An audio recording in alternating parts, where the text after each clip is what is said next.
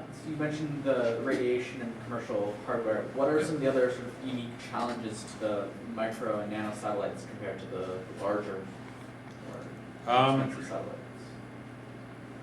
Well, trying to do it quickly is certainly always a goal, and it can be quite challenging at times. That 7-month schedule was not easy, for sure. Especially when you're coming from an organization that is used to these long, big programs. It takes a different mindset. So it's finding the people who are able to sort of think differently, and actually pairing up with the University of Toronto, SFL, was a real big help there, because they've done these kind of missions before. That's what they do, these nanosat missions. So we have learned and continue to learn a lot from them. Trying to hit these low cost targets. You know, we're talking about missions on the order of a couple million, a few $1 million, maybe as much as up to a few tens of millions, but as opposed to hundreds of millions, or even, you know, in the case of some of the extremely large spacecraft, billions of dollars. So yeah, that's, you know, this is where some of these decisions about selection of commercial components versus space grade components comes in, because you just can't afford the space grade component. You have to use something else. And it's just those challenges of what do you choose, and how much testing is enough, and how much design is enough before you actually build some hardware and test it. On a traditional space program, usually the way to go is tons and tons and tons of analysis before you build anything. If you're trying to do a rapid development program, you don't have the time or the budget to do a ton of analysis. You got to do some, just enough to sort of make you comfortable enough to build some hardware. Then you build the hardware and you test it. And if it doesn't work, you make a change, build some more, test it. So it's a lot of build and test on that kind of a program. Less analysis, although there is still analysis, it's just less.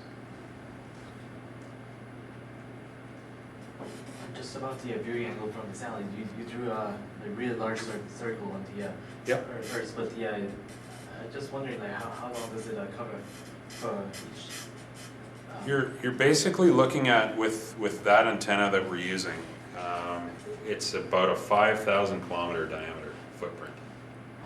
Really, 5,000, really? Yeah, so you're basically seeing as to the limb of the Earth is what you're looking at. So because the Earth's curved and you're at a certain altitude, if you were to draw a line out to the edge of the Earth on both sides, that's about as far as you see. Really? It's not a, the beam of this antenna is very wide. It's not a, you know, pencil beam or anything like that. It's not a steered beam or any of that stuff. How many orbits do you have to like wrap around the Earth to actually get the entire? To map the whole thing? Yeah. Yeah, that's a good question. There's always a few gaps that will take longer to fill in, especially around the equator. If you remember that graphic, this one here, see if I can get it to play again. You'll see that as it goes around, the poles are really well covered on every orbit. Yeah. As you get to the equator, suddenly now there's gaps, right? Yeah. So within one day, you get 16 orbits when you're in a polar low Earth orbit like that, roughly. And that gives you pretty good coverage. The only areas you don't get are those little slivers at the equator. And you will eventually fill those in over the next few days. But you'll get a lot better coverage at the poles. How did you got the entire map of all the ships from the world? Yeah. In 90 seconds only. Okay, so what that actually is it's not in, we don't get all that in 90 seconds.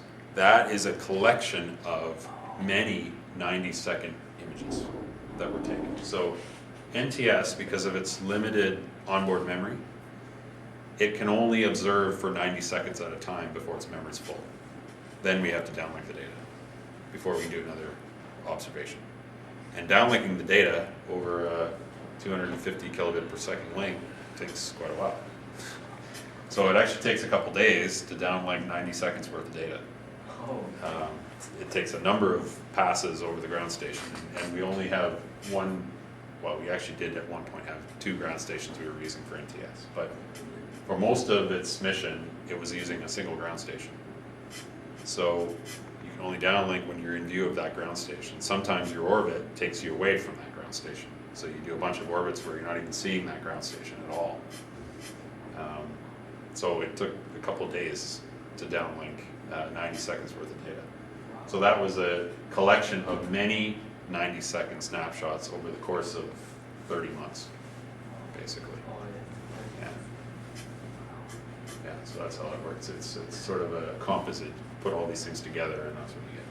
okay. How do you keep track of where the satellite is? Do you just know? There's a few ways. So when you launch something into space, there are a few different organizations around the world that monitor things that get launched into space. Mm-hmm. There's a division of NORAD in the US that monitors orbital objects. So you can get actually orbit data from them. They know, they have manifests of when things are being launched, and then they track them with radar. And through kind of a process of elimination, you can kind of figure out which one's yours. And they supply something called two-line elements, TLEs. It's basically a set of numbers that totally defines the orbit. So there's a bunch of different orbital parameters. There's your orbital altitude or diameter, right? Mm-hmm. Something we call semi-major axis. That defines the size of the orbit. Eccentricity defines how circular is the orbit, or is it elliptical, or whatever. Mm-hmm. Whereabouts, what's the inclination of that orbit relative to the equator? So is it if it's a sun-synchronous orbit, it's at like about 98 degrees from the equator. Not quite polar, but a little bit past polar actually. And then whereabouts does the orbit cross the equator? That's another parameter. So if you have all these numbers, you can define the orbit. And then you can track it every so often, because the orbit changes over time with the Earth's pull and the fact that it's not spherical. There's all these effects on the orbit, atmospheric drag, solar pressure, all kinds of things. So they track it regularly, and they update their TLE, and then you can update your projected orbit. And you can use software that also propagates. So you can say, okay, I know it was here on this date.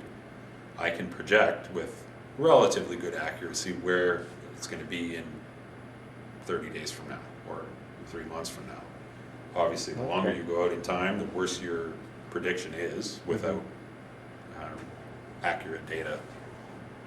But yeah, so you can track things. And another way is a lot of spacecraft carry onboard GPS receivers now. So they actually get their own position from the GPS constellation, and that's part of the information they send down to the ground with their telemetry. So they'll tell you their exact GPS location at a specific instant in time, and from that you can project the orbit. Yeah. Okay.